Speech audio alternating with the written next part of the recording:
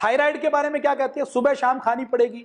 जो थायराइड की, blood pressure की, नर्वस सिस्टम की, माइग्रेन की जितनी दवाएं हैं, आर्थराइटिस की, उनसे कौन सा इलाज होता है मुझे आप बता दीजिए। पूज्य स्वामी जी महाराज ने हम सबको भी बता दिया, याद करवा दिया कि ये सिर्फ पेन मैनेजमेंट का काम करती हैं, सिर्फ बीमारी को बढ़ाने का काम करती हैं, बीमारी को कई गुना बढ़ाने का काम केवल ये करती हैं, ये कोई ट्रीटमेंट करने का काम नहीं करती। लेकिन उनके ऊपर कोई सवाल नहीं उठाया जाएगा। तो ये लॉबी इतनी खतरनाक है, ये लॉबी तय करती है कि रेंज क्या होगी। ये लॉबी तय करती है कि 140 से 120 कर देंगे तो अभी 5 करोड़ लोग दवाइयां खा रहे हैं, हमें 10 करोड़ लोगों को दवाइयां खानी है तो हमारे टारगेट पूरे होंगे, तो हमारी कंपनी की टर्नओवर इतना बढ़ेगा, हमारे कंपनी की दवाइयों की सेल इतनी होगी, हमारी कंपनी की दवाइयों की सेल होने के साथ साथ मुनाफा इतना होगा। ये सारी फार्मा कंपनियां और हॉस्पिटल, आप मुझे बता दीजिए, क्या लोगों को ये बीमार होने की कामना करते हैं या ठीक होने की कामना करते हैं? इनके बोर्ड रूप में बैठकर जो स्ट्रेटेजी बनाई जाती है वो केवल यही स्ट्रेटेजी बनाई जाती है कि इस बार हमने डायबिटीज की 1000 करोड़ की दवाइयां बेची हैं तो अगले साल 1500 करोड़ की बेची हुई हैं। इस साल हमें 100 करोड़ का मुनाफा हुआ तो अगले साल 1500 करोड़ का, 2000 करोड़, 200 करोड़ का मुनाफा करना है। ये स्ट्रेटेजी बनाती हैं। इनके मन में कहीं है ही नहीं कि हमें लोगों को ठीक करना है, लोगों को ठीक करना है। तो महात्मा गांधी की बात याद कर लीजिए, लोगों को खुद का डॉक्टर बनाना पड़ेगा। और खुद का डॉक्टर बनाने का काम यदि कोई कर सकता है तो आयुर्वेद कर सकता है। और आयुर्वेद को ठीक रूप में यदि कोई पढ़ा सकता है, योग को बता सकता है, तो वो केवल 2 ही व्यक्ति हैं भारत के अंदर। एक पूज्य स्वामी रामदेव जी महाराज, दूसरा श्रद्धेय आचार्य जी। तो जो लोग इनका विरोध कर रहे हैं, इनके विरोध का उत्तर देने का काम पूज्य स्वामी जी और आचार्य जी को करने की आवश्यकता नहीं है। मैं आपसे एक बात पूछता हूं, पूज्य स्वामी जी महाराज ने अभी तक जितना किया है, जितना योग सिखाया है, जितने कैंप लगाए हैं, पतंजलि योग पीठ बना दिया, चिकित्सालय बना दिया, दवाइयां बना दी, लोगों को ठीक कर दिया, उसके बाद पूज्य स्वामी जी महाराज मान लो आज से ही, मैं ये पतंजलि से ही कार्यक्रम रिकॉर्ड कर रहा हूं, मान लीजिए, करेंगे नहीं पूज्य स्वामी जी महाराज, लेकिन मान लीजिए कि आज ही वो कहते हैं कि मैं तो अब शिविर भी नहीं लगाऊंगा, योग भी नहीं करवाऊंगा, मैं कोई बयान भी नहीं दूंगा, मैं कुछ नया काम भी नहीं करूंगा, और मैं आज से अपनी साधना में बैठता हूं, हिमालय में जाता हूं, गंगोत्री में, वहां साधना करूंगा, और साल में एक दिन गुरु दक्षिणा वाले दिन या यहां पर पतंजलि में रहूंगा तो सुबह सुबह 7 से 8 बजे, 8 से 9 बजे मैं केवल 1 घंटा दर्शन दूंगा और दर्शन में कुछ बोलूंगा नहीं। तो मैं आपसे पूछता हूं, क्या दर्शन करने वालों की लाइन टूटेगी? क्या पूज्य स्वामी जी महाराज को आज ये कुछ करने की आवश्यकता है क्या? आप बताइए, कुछ करने की आवश्यकता नहीं। पूज्य स्वामी जी और आचार्य जी ने जो आज तक किया है, केवल उसके लिए उनका नाम महर्षि दयानंद के, स्वामी विवेकानंद के, महर्षि अरविंद के बाद लिखा जाना है। कुछ भी नहीं करे तो भी लिखा जाएगा, क्योंकि पूज्य स्वामी जी महाराज और श्रद्धेय आचार्य जी की आज जो एज है उसमें हमारे कई महापुरुष तो इस पृथ्वी को छोड़कर चले गए थे, तो भी उनको हम याद करते हैं, उनको हम सम्मान देते हैं। अगर पूज्य स्वामी जी और श्रद्धेय आचार्य जी आज केवल अपने मोक्ष की साधना में लग जाएं, कुछ और ना करें, तो भी भारत के इतिहास में इनका नाम स्वर्ण अक्षरों से लिखा जाना है। और आपको मैं दूसरी बात बताऊं, जब कोई व्यक्ति बहुत सफल हो जाता है ना, तो वो कभी भी रिस्क नहीं लेता, अपनी इमेज के साथ खिलवाड़ नहीं करता। और पूज्य स्वामी जी और श्रद्धेय आचार्य जी ने तो कह दिया कि पतंजलि योग पीठ का एक एक जर्रा जर्रा, एक एक पत्ता पत्ता, एक एक पैसा, सारा प्रॉफिट केवल सेवा में लगने वाला है। ये किसी के व्यक्तिगत मालिकाना हक की कंपनी नहीं है, संस्था नहीं है। तो आप बताइए, वो व्यक्ति कोई गलत काम क्यों करेंगे? उनका उद्देश्य क्या है? और दवाई ही बेचनी होती तो गिलोय का काढ़ा बताने की आवश्यकता नहीं थी, सुबह सुबह बैठकर ध्यान करवाने की आवश्यकता नहीं थी, योग करवाने की आवश्यकता नहीं थी। तो उसके लिए भी हर शहर में सेंटर खोले जा सकते थे कि घर में बैठकर योग नहीं कर सकते, आपको तो रॉयल्टी देनी पड़ेगी, आपको तो घर पर यहां पर आकर योग करना पड़ेगा। तो ये कर सकते थे, लेकिन पूज्य स्वामी जी महाराज ने ये नहीं किया, क्योंकि उनका उद्देश्य सेवा करना है और स्वस्थ बनाना है। पतंजलि के टारगेट ये तय नहीं किए जाते कि इतनी दवाइयां देनी है, टारगेट ये तय किए जाते हैं कि इतने लोगों को स्वस्थ बनाया जाता है। कौन सी फार्मा कंपनी है जो ये टारगेट तय करती हो कि मैं इस साल 100 करोड़ लोगों को डायबिटीज की दवाई खिला रही हूं, अगले साल मुझे 100 में से 80 करोड़ लोगों को डायबिटीज की दवाई खिलानी है, 20 करोड़ को ठीक करना है। यह सारा सिस्टम केवल लूट तंत्र है, केवल भय तंत्र है। यह बहुत बड़ा षड्यंत्र है। दुनिया के अंदर 2 लॉबी ऐसी हैं जो बहुत खतरनाक है। एक लॉबी है हथियारों की लॉबी, जो युद्ध करवाती है पूरी दुनिया में, और दूसरी लॉबी है फार्मा की लॉबी।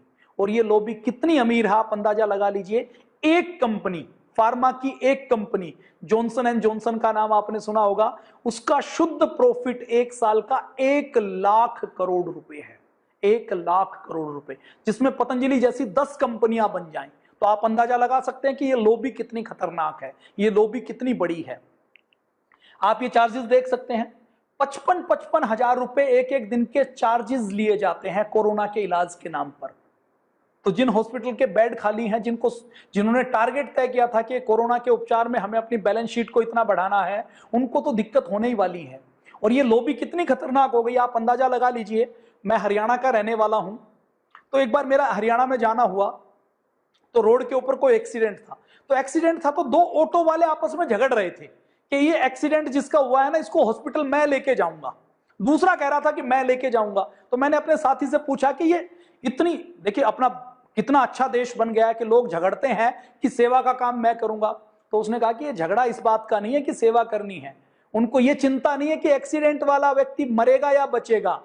उसने जो अगली बात कही वो बहुत महत्वपूर्ण है। वो कहता है कि ये मेडिकल की लॉबी इतनी खतरनाक हो चुकी है कि एक्सीडेंट के केस को जब हॉस्पिटल में लेकर जाते हैं, तो जो व्यक्ति हॉस्पिटल में लेकर जाता है उसको कमीशन मिलता है। और ये झगड़ा सेवा का नहीं है, ये झगड़ा जान बचाने का नहीं है, ये झगड़ा कमीशन का है। एम्बुलेंस वाले को कमीशन मिलता है, लैब वाले को कमीशन मिलता है, दवा बनाने वाली कंपनी डॉक्टर से लेकर डॉक्टर के कंपाउंडर से लेकर सबको कमीशन देने का काम करती है। अच्छे डॉक्टर भी हैं, कुछ हमसे जुड़े हुए अच्छे डॉक्टर हैं। डॉक्टर मनोज मित्तल जी करनाल में हैं, बहुत सात्विक भाव से काम करते हैं, सुबह योग प्राणायाम करते हैं। कोई बच्चा भी आता है तो उसको अच्छी चीजें बताते हैं। अब उन्होंने एक बात और बताई, उन्होंने कहा कि ये जो कोरोना का काल चल रहा है ना, तो बच्चे बीमार नहीं हो रहे, तो वो बड़े खुश थे। कुछ डॉक्टर ऐसे हैं जो मरीज कम आने से खुश होते हैं, कुछ डॉक्टर ऐसे हैं जो चाहते हैं कि मरीज ज्यादा से ज्यादा आए, मरीज ज्यादा से ज्यादा बीमार हों। तो ये जो कोरोना का काल चल रहा है, इस कोरोना के काल में क्या ऑब्जर्व किया गया कि लोग बीमार कब हो रहे हैं, खांसी जुकाम कम हो रहा है, इन्फेक्शन कम हो रहा है, बीमारियां कम हो रही हैं। घरों के अंदर जो डिलीवरी हो रही है ना, तो पुराने जमाने में आपको हमें आश्चर्य होता था कि बिना सिजेरियन के डिलीवरी कैसे होती है, तो वो समय दोबारा आ गया। लोग ऑब्जर्व कर रहे हैं कि सिजेरियन कम हो रहे हैं। इसका मतलब क्या है कि आधे सिजेरियन वो होते थे जिनकी आवश्यकता नहीं होती थी, जिनकी आवश्यकता जानबूझकर बनाई जाती थी। आधी बीमारियां वो होती थी जो केवल लैब के पर्चे पर जनरेट की जाती थी, जो वास्तव में बीमारी नहीं होती। क्यों? क्योंकि किसी ने एमबीबीएस की है। अब मान लीजिए मैंने अपने छोटे भाई को, बेटे को एमबीबीएस करवाई, तो एमबीबीएस करवाते करवाते 50 लाख रुपए लग चुके हैं। फिर एमडी करवाई तो और 50 लाख रुपए लग गए। अब 1 करोड़ रुपए लगाने के बाद जब वो करके आया, तो उसके बाद हॉस्पिटल खुलवाया, तो जमीन ली, उसके लिए लोन लिया, हॉस्पिटल बनाया, उसके लिए लोन लिया, तो हर महीने लोन की किस्त जानी है। तो टारगेट क्या होता है डॉक्टर बनकर जब डॉक्टर बैठता है, तो टारगेट यही होता है कि हर महीने 5 लाख रुपए की किस्त जानी है। तो सबसे पहले किस्त का खर्च पूरा करना है, फिर स्टाफ का खर्च पूरा करना है, फिर सफाई वाले का खर्च पूरा करना है। तो एक एक पेशेंट को पेशेंट की तरह नहीं देखा जाता, उसको एक तरीके से दुधारू गाय की तरह देखा जाता है कि इसको हम किस किस चीज के नाम पर लूट सकते हैं, किस किस चीज के नाम पर इसकी जेब से हम पैसा निकाल सकते हैं। सारे डॉक्टर अच्छे ऐसे नहीं हैं, अच्छे डॉक्टर हैं, उनका सम्मान करते हैं, लेकिन कुछ डॉक्टर भी यदि ऐसे हों तो उनका एग्जाम्पल जो बुरे वालों का मैं आपके सामने रख रहा हूं, तो ये ऐसी लॉबी है। दवाइयों की कीमत कितनी है मैं आपको दिखाऊंगा। ये लूट होती है। 80-80 हजार रुपए में वेंटिलेटर एडवांस जमा करवाते हैं। हॉस्पिटल के जो नंबर दिए जाते हैं, सरकारी सिस्टम में बहुत मेहनत की हमारे डॉक्टर ने, स्टाफ नर्स ने, लेकिन उसकी एक कैपेसिटी है, उसके अनुसार उन्होंने काम किया। अपने यहां मेडिकल का, हेल्थ का सिस्टम इतना मजबूत नहीं है कि हम सबको स्वास्थ्य दे सकें। देखिए स्वास्थ्य तो वहां भी नहीं मिल रहा। यूएसए के अंदर जो हेल्थ का बजट है ना, भारत के टोटल बजट से भी ज्यादा है, लेकिन वहां पर भी लोग स्वस्थ नहीं है, बीमार हैं। और जितना मॉडर्न सिस्टम हम कहते हैं, क्लिनिकल कंट्रोल ट्रायल करते हैं, हमने माइक्रोस्कोप बना लिया, इलेक्ट्रॉनिक माइक्रोस्कोप बना लिया, हमने सेल लाइन ट्रायल कर लिया, हम अब कोशिका को देख सकते हैं, कोशिका के अंदर ऑक्सीजन कैसे जाती है, इसके लिए हमने नोबेल प्राइज दे दिया। अरे भाई ये देख सकते हैं, कर सकते हैं, लेकिन स्वास्थ्य तो नहीं आया। स्वस्थ बने क्या? बीमारियां कम हुई क्या? हमसे अब से कम बीमारियां तो तब थी जब कोई हेल्थ सिस्टम नहीं होता था।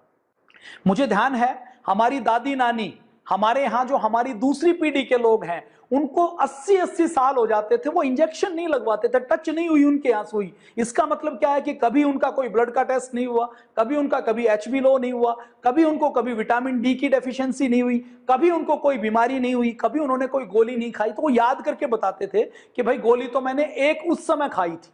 हमारे यहाँ जो परंपरागत ज्ञान था, किसी को टाइफाइड हो गया तो परंपरागत हर गांव में टाइफाइड वाला एक व्यक्ति है जो टाइफाइड में भस्म बनाकर देने का काम करते थे। गांव गांव में वैद्य होते थे जो वैद्य जड़ी बूटियों से उपचार करने का काम करते थे। उस वैद्य के, उस जड़ी बूटियों के उपचार के पूरे सिस्टम को सुनियोजित ढंग से किल किया गया।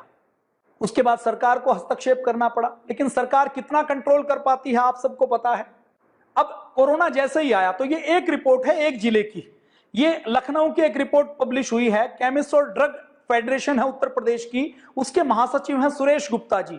वो ये कहते हैं कि केवल एक राज्य में एक महीने के अंदर अगर देखा जाए तो 451 करोड़ रुपए की एलोपैथी की दवाई बिकनी कम हो गई।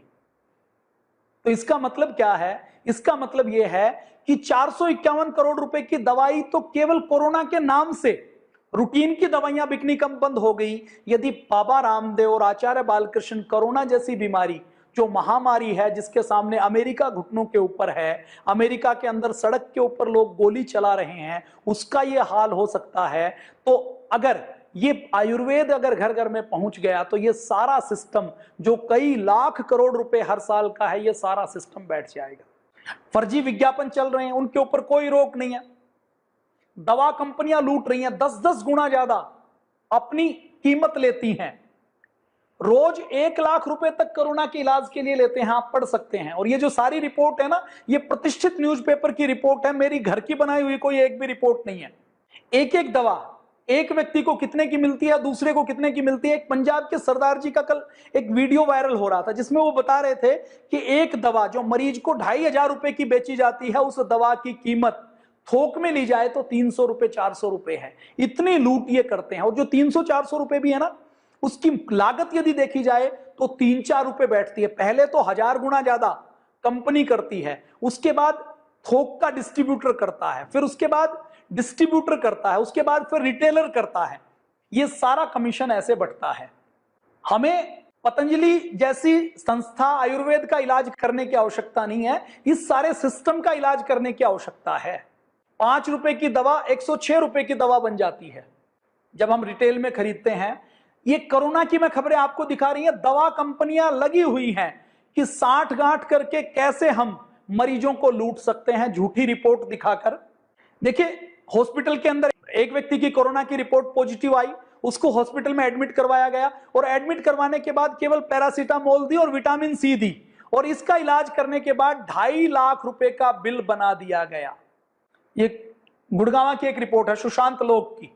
सुशांत लोक के हमारे भाई नितिन यादव जी हैं, मई के महीने में उनके पड़ोस में किसी की रिपोर्ट पॉजिटिव आई, उनको वहम हुआ, और वहम होने के बाद जब वो हॉस्पिटल में एडमिट हुए तो केवल पैरासीटामोल दी और विटामिन C दिया और बिल 2.5 लाख रुपए का बना दिया गया। लेकिन आज आप देखेंगे तो ये हॉस्पिटल अभी भी चलता हुआ मिलेगा, इसके ऊपर किसी ने कार्रवाई नहीं की होगी। ये दूसरी रिपोर्ट है, प्राइवेट हॉस्पिटल कैसे लूटते हैं। कोरोना टेस्ट की रिपोर्ट में कैसे फर्जीवाड़ा हुआ है, ये न्यूज छपी है पूरी, आप पढ़ सकते हैं कि कोरोना की रिपोर्ट में फर्जीवाड़ा होता है। हॉस्पिटल और लैब मिल जाते हैं, नेगेटिव को पॉजिटिव बनाते हैं, कई लाख रुपए लूट लेते हैं, और लूटने के बाद फिर उसको कहते हैं कि ठीक है, देखो हमने आपको ठीक कर दिया। वो पहले से ही ठीक है, केवल भय। अब आप बताइए कि यदि पूज्य स्वामी जी महाराज कह दें कि अश्वगंधा से गिलोय से ठीक हो सकते हैं, मान लीजिए आप 90% ठीक होते हैं, 80 होते हैं, वेंटिलेटर वाले नहीं होते, जिनको कोई क्रोनिक डिजीज है वो नहीं होते, लेकिन अगर आधे से ज्यादा भी हो जाते हैं तो इस भय से लोग निकल जाएंगे, तो क्या वो इनके जाल में फंसेंगे? तो ये जो लॉबी है, और इस लॉबी से जो पैसा खाने वाला मीडिया है, इस लॉबी से चलने वाली फार्मा लॉबी से चलने वाले जो नेता हैं, अभिनेता हैं, राजनीतिक दल हैं, वो विरोध करेंगे।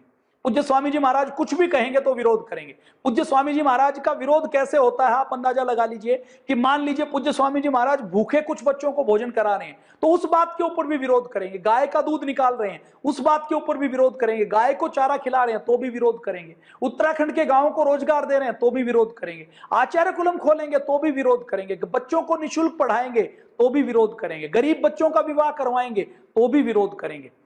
जड़ी बूटी वितरण करेंगे तो भी विरोध करेंगे। योग सिखाएंगे तो भी विरोध करेंगे। आयुर्वेद का उपचार बताएंगे तो भी उसके अंदर कमी निकालेंगे।